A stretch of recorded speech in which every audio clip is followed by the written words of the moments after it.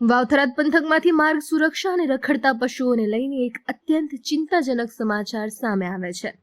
ઢીમા-થરાદ road પર પૂરપાટ ઝડપે જતી સ્કોર્પિયો ગાડી અને રસ્તા પર અચાનક આવી ગયેલા નંદી વચ્ચે જોરદાર ટક્કર સર્જાઈ હતી.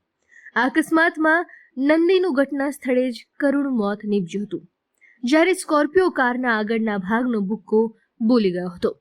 સ્થાનિક રહીશોના જણાવ્યા મુજબ આ માર્ગ પર છેલ્લા માત્ર 15 દિવસના સમયગાળામાં જ 8 થી 10 જેટલા અબોલ પશુઓને અકસ્માતમાં પોતાના જીવ ગુમાવ્યા છે. રોડ પર અસુરક્ષિત રીતે રખડતા પશુઓની વધતી જતી સંખ્યાને કારણે વાહન ચાલકો અને અબોલ જીવો બંને માટે ગંભીર જોખમ ઊભું થયું છે.